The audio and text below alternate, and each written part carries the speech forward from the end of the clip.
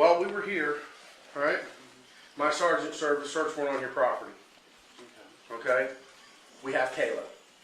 Excuse me? We have Kayla in your property. She was locked in a container. Okay? She has told us that you shot and killed Charlie. Whoa. See that guy right there? Looks like he's hit rock bottom. Well, that's actually Todd Kohlhepp. Believe it or not, he was once a successful real estate broker in South Carolina. But you might believe that he's always been unstable. Who is Todd Kohlhepp? Todd Kohlhepp shot Charlie Carver 3 times in the chest. Apparently everybody's been shot up here.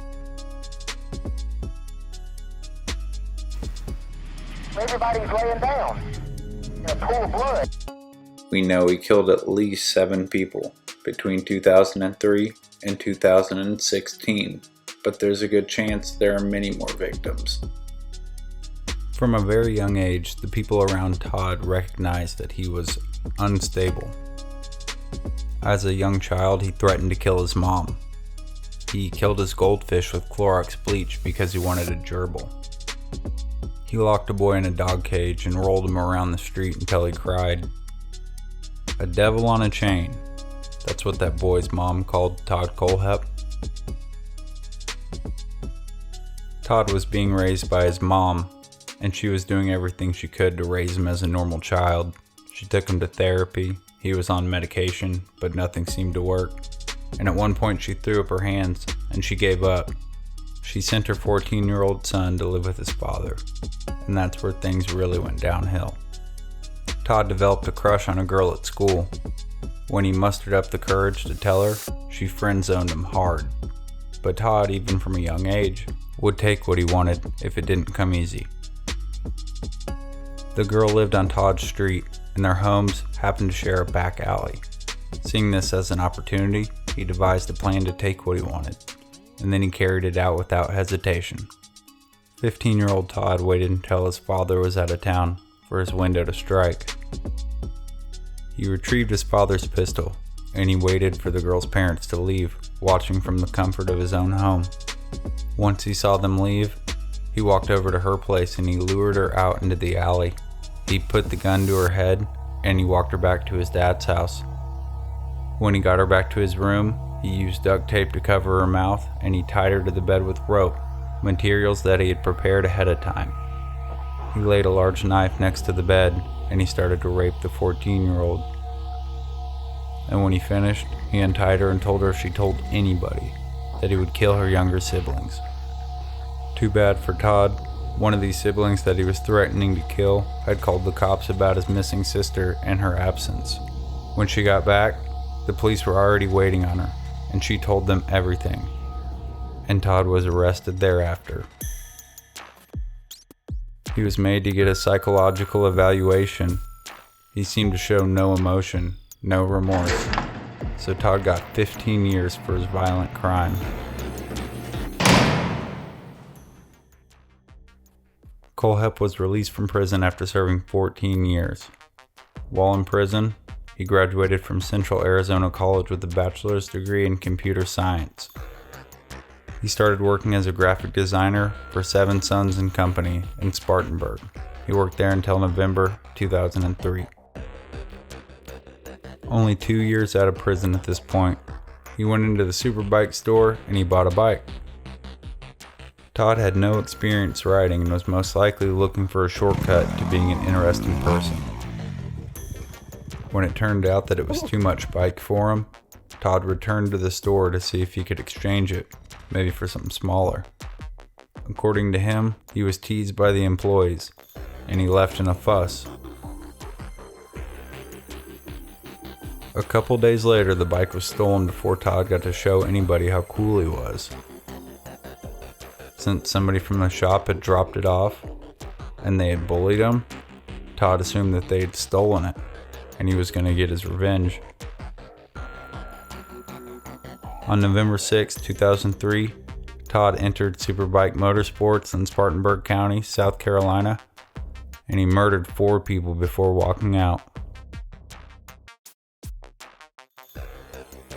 Just minutes later, a customer walked in and found the bodies of Scott Ponder, the owner of the shop, Beverly Guy, his mother, and 2 employees, Brian Lucas and Chris Sherbert. Supervised Motorsports. Apparently everybody's been shot up here. Everybody's laying down in a pool of blood. His mama's been shot, the mechanic's been shot. When police arrived, they had absolutely nothing to go on. Nothing was stolen. There was even loose money on the counter untouched. The Superbike case went ice cold after the police spent a few years bumbling about and blaming the victim's friends and family members. And Todd was never questioned about the quadruple homicide until he confessed. There's no doubt that Todd Kohlhepp was a man with a plan and the drive to get things done. In 2006, he got his real estate license in South Carolina.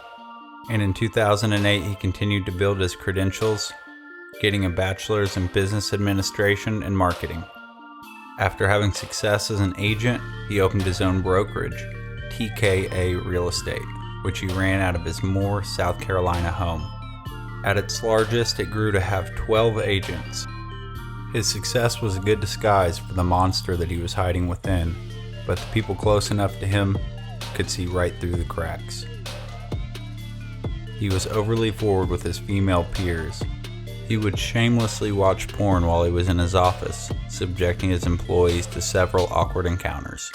He was even known to talk about his sex offender status openly, although downplaying the details of the event to a mere miscommunication. In 2014, Todd purchased a 95-acre tract of land near Woodruff, South Carolina, that he would call his compound.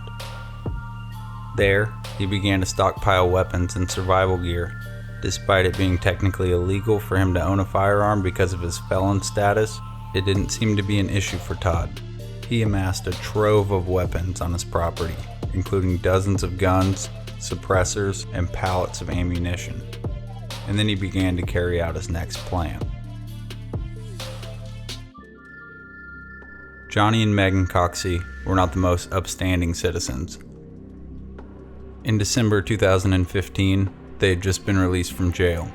Both had spent time behind bars after their newborn tested positive for heroin. Megan Coxey met Todd Kohlhepp shortly after while she was working at a Waffle House, where he often came in and left waitresses huge tips and invited them back to his property. His behavior quickly labeled him as a creep by all the employees, but he offered good money for easy labor from time to time, which is exactly how he lured Megan and her husband to his land. On December 19th, 2015, Todd picked them up and drove them out to his property. Once there, away from any witnesses, he shot Johnny in the chest 2 times, killing him, before handcuffing Megan in a metal shipping container. Todd had planned to keep Megan alive as a sex slave, but after she tried to light the container on fire with a pack of Newports that he had gotten her, he decided it was too much work and he would just kill her. He buried them both in shallow graves on his property. The investigators on the case, as well as many of the people that knew the couple, believed that their lifestyle may have been the cause of their disappearance. No one had any idea that they had fallen prey to Kohlhepp's trap until much later. Todd's aspiration of having his own sex slave was no closer to being complete, so he rejiggered his plan and started looking for a new couple to take. Kayla Brown was familiar with Todd Kohlhepp. She had worked for him cleaning up some of his rent properties. But on August 31st, 2016, Todd invited Kayla and her fiancé Charlie Carver to come out to his property and help him clear some land. When they arrived, Todd seemed normal, but it wasn't long until he initiated a confrontation with Charlie before pulling out a pistol and shooting him 3 times in the chest.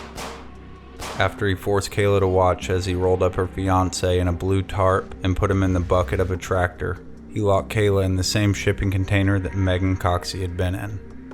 Over the next 65 days in captivity, a routine would develop. She would remain in the dark shipping container until Todd showed up to feed her once a day. He would also show up to rape her, which occurred much more frequently. But that would be the extent of Kayla Brown's human interactions for over 2 months. Unfortunately for old Todd, Kayla and Charlie wouldn't be written off like a pair of missing junkies. Both families were immediately worried about their sudden absence. Their apartment was checked and found to be empty, and by November 5th, there were missing persons reports for each of them. Fears that they were in trouble were amplified by the sudden post on Charlie's Facebook. One claimed that Carver and Brown were married and just fine, and others featured lyrics from Hotel California. Friends tried to reach out and see what was going on, but the responses they received were confusing and concerning. The families of both Kayla and Charlie believed the post on Charlie's wall to be made by somebody else. They came after weeks of silence, and the messages just didn't seem like they would be written by Charlie. After the suspicious posts on his page got traction, the police started getting a lot of tips for the missing couple. Many mentioned the couple being dead and on a 100-acre property in Woodruff. When police looked into it, it turned out that there was only one property in the area that was that big, and it belonged to Todd Kohlhepp. When the police looked into the cell phone data, they saw that both of the missing couple's cell phones had pinged in Woodruff as well, so they knew they were onto something. Since Todd's primary residence was actually in Moore, South Carolina, the police planned a raid of both properties at the same time. Their plan was put into action on November 3rd, 2016. They found Todd at his Moore home and held him for questioning while the team in Woodruff was finding more and more disturbing scenes throughout the property, but no Kayla or Charlie. But then, while walking the property, one investigator heard soft bangings coming from inside a locked storage container. He approached slowly and quietly, not knowing what he was getting himself into. He knocked softly on the shell of the container, and it was met immediately with the screams of a woman. The investigators sprung into action, grabbing tools from one of Todd's sheds nearby, and went to work cutting open the container.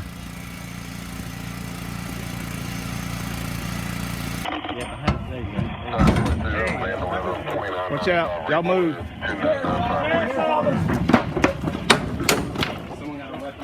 I got it, watch out, boss. Hey, Joey. Sheriff's officer. What? Back up there. Just one. Are you okay? Grab what? Go. Do you have any weapons? Coming through, okay? What's your name? What's your name, man? Lauren. Okay. All right. Just a girl. Just a girl. How are you, honey?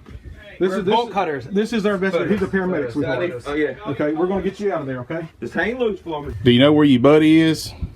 Charlie, Yes. he shot him. He shot him? Who did? Douche. Todd Kohlhepp shot Charlie Carver 3 times in the chest, wrapped him in a blue tarp, put him in the bucket of the tractor, locked me down here, and I never seen him again. Okay. He says he's dead and buried. He says there's several bodies dead and buried out here, and he says Police already had Todd detained in his Moore, South Carolina home, so the officers there confronted Todd as information leaked over their radios. We have investigators. We have like 20 investigators on your property right now. And they have found her in the Connex box. So she never left your property. So you're saying you didn't lock her up, you didn't put her in the Connex box or anything? No, sir. I'm gonna need an attorney. Probably a good thing. Go ahead and put him in the back of your car. Sir. Todd must have realized that the cops weren't bluffing though, because back at the station, he opened up and then some. They were, please understand this has been many years. They proceeded to give me, well, on the rude side, about my inability to ride that kind of bike. No one ever taught me. And the manager started making some comments about the last one being stolen. It was implied that we took your shit. Bought a Bird 92 FS. At the time, those only had 10-round mags because they had select limitation, and the aftermarket Pro Mags were god awful. So how many? So you had a 10-round magazine? Yes, sir. 3 of them. 3 10-round magazines? I've got quite a few of those Kydex. Mm-hmm. They work very well. Bravo Concealment. Mm-hmm. highly recommend them. During his 2-hour confession, Kohlhepp speaks to the cops like they are new friends. I cleared it in under 30 seconds. You what now? I cleared that building in under 30 seconds. You guys would have been proud.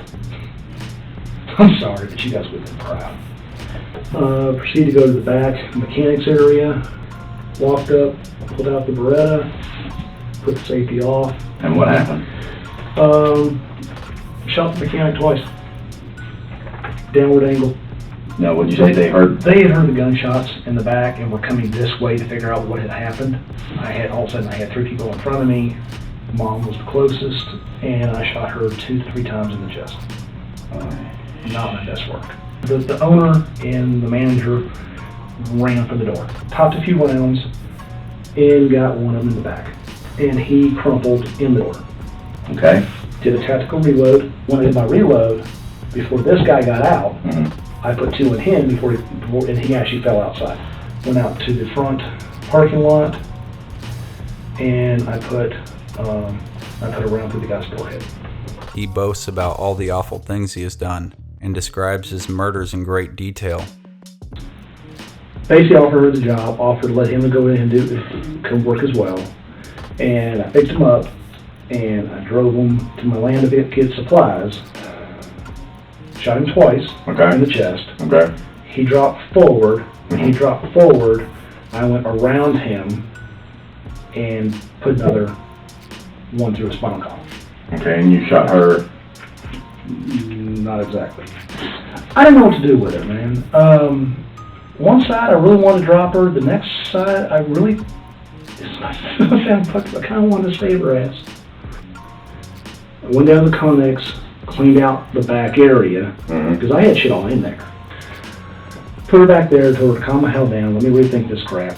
Went and got Johnny, went over there and dug a hole, stuck him in it, covered it up. It's a lot more work than you think. I held her there for a couple days. Every other damn day, she wanted Little Caesar's pizza. I hate that shit. Look at me heartburn. So what happened with Megan? Put her in there. I didn't know what to do with her. And then she kept burning shit in friggin' Newports. If you go down to my building, you'll find an unused package of Newports that I bought for her. And then she went batshit. She tried to light my damn building on fire. Do you know how? In the back of what building? The Connex. The last day, I went over there, opened the Connex up. She burned half the friggin' building. She took my ammo racks and grabbed them and did this. Holy shit. Oh, I'm gonna tell you, I'm not for such a little shit. Damn. So then what happened? I walked her outside. When I walked her outside, I put a 40 in the back of her head. What gun did you shoot her with? Same one. That you shot Johnny with? And that's a Glock? And that's the same one you shot Charlie. It's not my favorite gun. It's a handy gun. A handy one. It's very effective. Police uncovered many grim details while investigating Todd's property and his secret life. Of all the findings, the reviews for products left on his Amazon account best exemplify just how shameless and cocky this asshole was. Now my locks have locks. Place is Hotel California now. Keep in car for when you need to hide the bodies and you left the full-size shovel at home. Haven't stabbed anyone yet. But I am keeping the dream alive, and when I do, it will be with a quality tool like this. Works excellent. Getting the neighbor to stand still while you chase him with it is hard enough without having an easy-to-use chainsaw.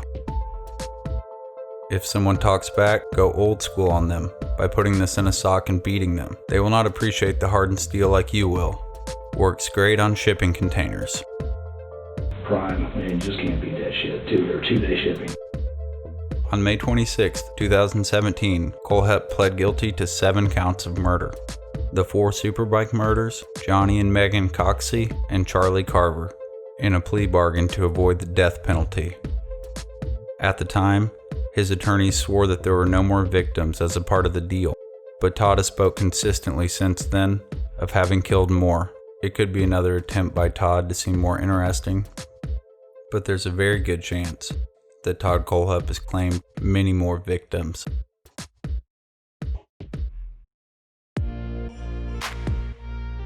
If you appreciate my one-man production here, hit that like button, go ahead and subscribe, and leave a comment below. Thank you, and have a good night.